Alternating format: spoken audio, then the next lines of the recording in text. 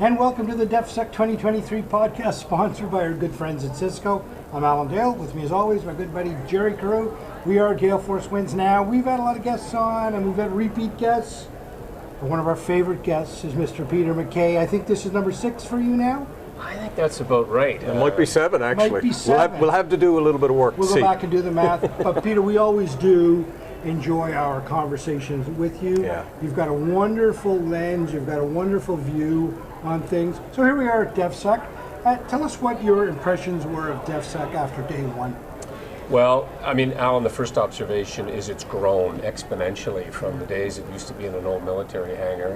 The number of participants is way up. I think they're around 1,300 this year, which is record numbers, plus people who just maybe drift in.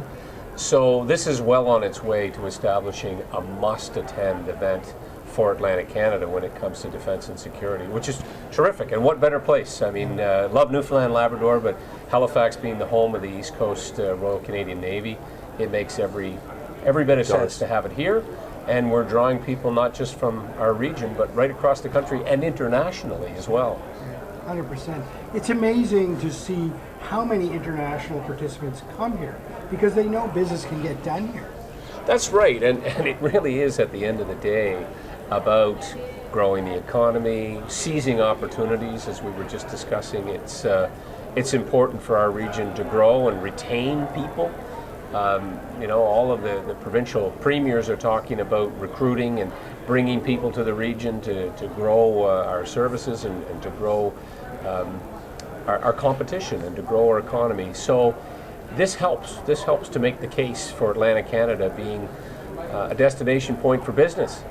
Now, you're an optimistic guy. You see the opportunities in front of us.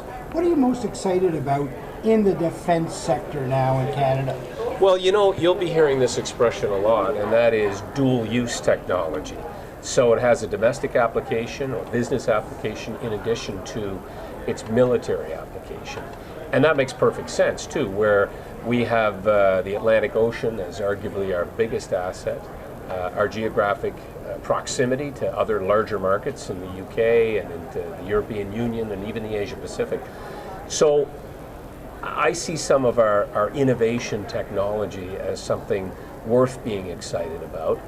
It needs support, obviously, from all levels of government, and it needs, in many cases, a connectivity to the military and attachment to their future.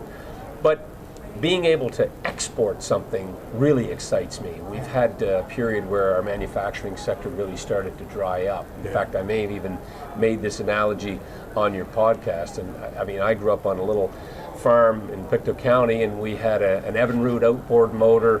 We had an old Massey Ferguson tractor. We had a Pioneer chainsaw. None of those things are made in Canada anymore. Imagine. I know. And so, I think we've got a generation of really ambitious, innovative young people who are now having a chance to do something in their own backyard rather than being drawn into the United States. And, God bless the United States. But I'd like to see those opportunities here. Not Silicon Valley, not the brain drain, but having people coming out of universities and community colleges and tech colleges and being able to stay right here, raise their families, and have a successful career. Yeah, it's so important. And of course, tomorrow they're going to open the doors and students will flood in and see the opportunities. Jerry and I just had the privilege of talking to a person who was hired a couple years ago as a student, now working for one of the major defense contractors, internationally, just to see the dots connected. I'll step back to the dual-use technology. So important, right? That we innovate and create things that can be used across sector. Of course, you just met with Kraken. There's a great example of dual-use technology. Oh, look, Kraken are doing world-beating things when it comes to undersea technology. And yes, the military complementary to what they're doing, but look, tracking fish stocks, looking at the ocean floor, ensuring that we're doing the right things environmentally and being ecologically friendly. I see a big application for what they're doing in the Arctic with the moving ice and the resources that we know are there, in addition to keeping an eye on what Russia's doing on their side of the Arctic Ocean. So we've got these incredible innovators in Atlantic Canada And to your point, Alan, about young people walking into this hall and seeing, Meta, who are sitting here behind us, and some of the incredible innovation that they have on display. But, all the big dogs are here too. Companies that probably, a dozen years or so ago would not have really looked at Atlantic Canada as a place to recruit or offer young people coming out of our universities and community colleges a career opportunity. Or if they did, they'd have to go elsewhere.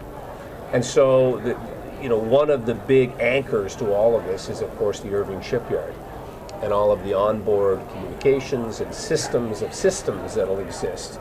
And this is just becoming an incubator for this type of innovation. And as proof positive to that was NATO's decision to put this Diana, which is a defense innovation accelerator, right here in Halifax, in the epicenter of all of these great little startups and more established companies like Kraken.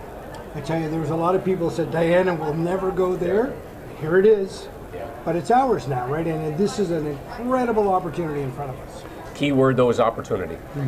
We've got to seize that opportunity. We need to showcase our people, our ideas, our abilities to make the most of that opportunity, because it's competitive, right? There's now 32 member countries in NATO who all have companies in their countries who want a piece of that pie.